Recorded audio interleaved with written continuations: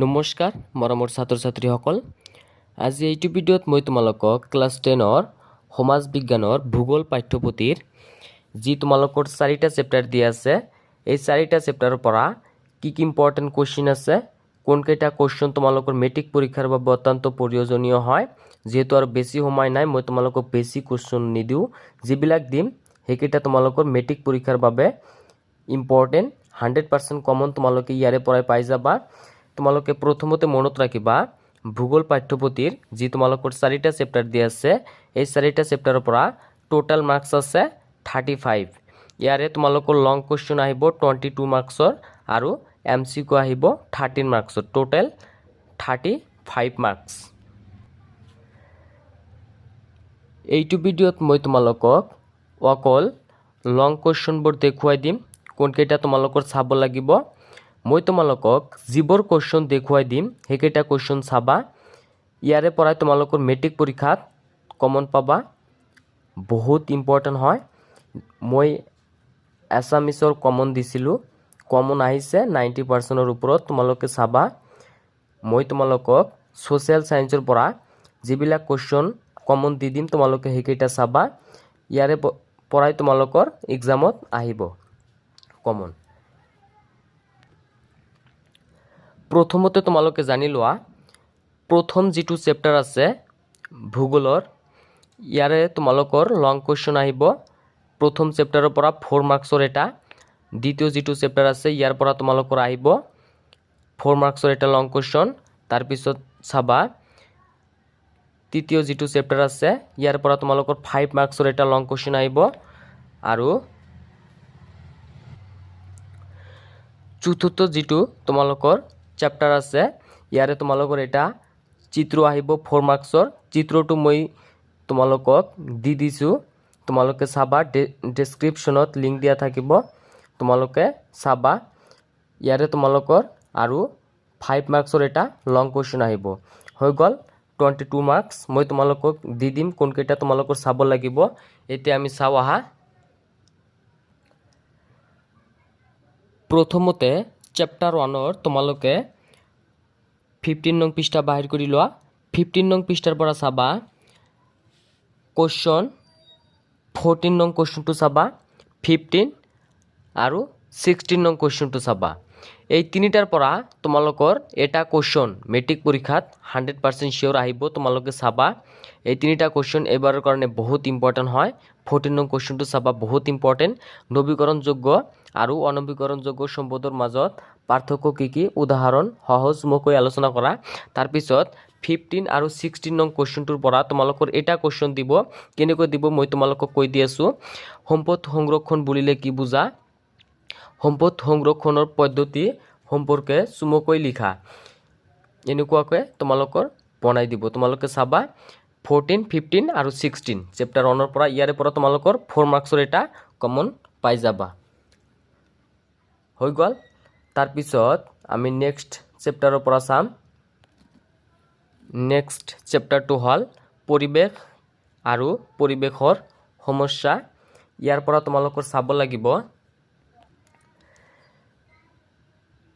এইটো চেপ্টাৰৰ পৰা তোমালোকে প্ৰথমতে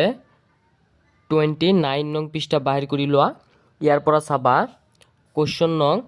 15 16 17 18 আৰু 19 নংটো চাবা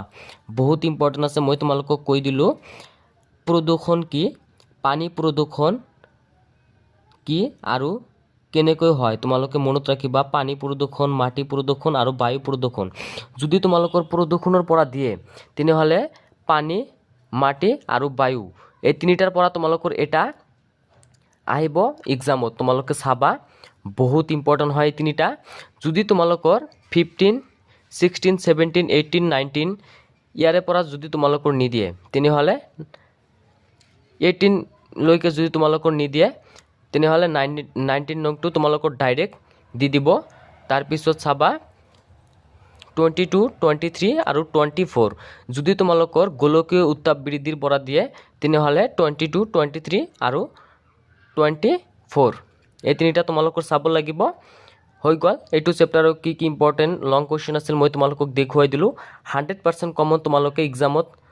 ইয়াৰে পৰাই তোমালোকে কমন দেখিবলৈ পাবা মই তোমালোকক যিবোৰ কোৱেশ্চন দিওঁ এই কোৱেশ্চনবোৰ বহুত ইম্পৰ্টেণ্ট হয় যিবিলাক তোমালোকৰ ৰিপিটেড হয় আহি থাকে এক্সামত হৈ গ'ল এইটো চেপ্টাৰৰ কি কি ইম্পৰ্টেণ্ট কোৱেশ্চন আছিল মই তোমালোকক দেখুৱাই দিলোঁ এতিয়া আমি চাম পৃথিৱীৰ ভূগোল এইটো চেপ্টাৰৰ পৰা কি কি ইম্পৰ্টেণ্ট কোৱেশ্চন আছে এইটো চেপ্টাৰৰ পৰা এটা তোমালোকৰ 5 মাৰ্কছৰ লং কোৱেশ্চন আহিব মই তোমালোকক যিবিলাক দেখুৱাই দিম ইয়াৰে পৰা তোমালোকৰ এক্সামত কমন পৰিব এইটো চেপ্টাৰৰ পৰা মই তোমালোকক বেছি দেখুৱাই নিদিওঁ যেটো তোমালোকৰ সময় নাই মাজত মাত্ৰ তোমালোকৰ এটা দিন আছে ইয়াৰ পৰা তোমালোকৰ লং কোৱেশ্চন চাব লাগিব 59 নং পৃষ্ঠাৰ অনুসলনিৰ কোৱেশ্চন নং 2 4 আৰু 6 মই তোমালোকক কৈ দিলোঁ 1 2 ইম্পৰ্টেণ্ট আছে তোমালোকে সময় থাকিলে 1 2 চাবা কিন্তু 2 4 আৰু 6 এইকেইটা বহুত ইম্পৰ্টেণ্ট হয় এক্সামত আহি থাকে এবাৰৰ কাৰণে বহুত ইম্পৰ্টেণ্ট হয় তোমালোকৰ এইকেইটা চাবই লাগিব 100% শিওৰ ইয়াৰে পৰা তোমালোকে 5 মাৰ্কছ পাই যাবা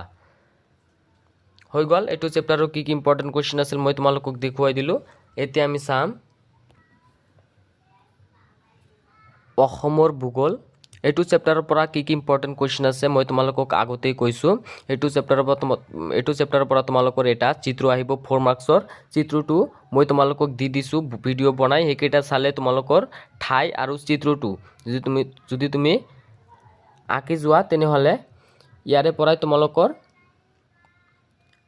কমন পাবা ঠাইবোৰ মই তোমালোকক কৈ দিলোঁ তাৰপিছত 5 মাৰ্কছৰ এটা লং কোৱেশ্চন আহিব কোনকেইটা চাব লাগিব মই তোমালোকক দি আছোঁ কোনকেইটা চাব লাগিব ইয়াৰ পৰা তোমালোকে চাবা 108 নং পৃষ্ঠাৰ 104 নং পৃষ্ঠাৰ পৰা চাবা অসমৰ অৰ্থনৈতিক উন্নয়নৰ সমস্যা আৰু সম্ভাৱনা তোমালোকে 5টা শিকি যাবা ইম্পৰ্টেণ্ট আছে এইটো কোৱেশ্চন এবাৰৰ কাৰণে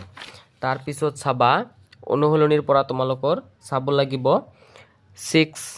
9 11 13 17 18 20 21 আৰু তোমালোকৰ চাব লাগিব 34 আৰু 35 এইকেইটা চাবা এইকেইটা চালে তোমালোকৰ এক্সামত 22 মাৰ্কছ এক্সামৰ বাবে নিশ্চিন্ত কৰি থৈ দিব পাৰা ইয়াৰে পৰা তোমালোকৰ আহিব 100% শিওৰ হৈ গ'ল ভূগোল পাঠ্যপুথিৰ কি কি ইম্পৰ্টেণ্ট কোৱেশ্চন আছিল মই তোমালোকক দেখুৱাই দিলোঁ নেক্সট ভিডিঅ'ত আমি ইতিহাস পাঠ্যপুথিৰ কি কি ইম্পৰ্টেণ্ট কোৱেশ্চন আছে মই তোমালোকক দি দিম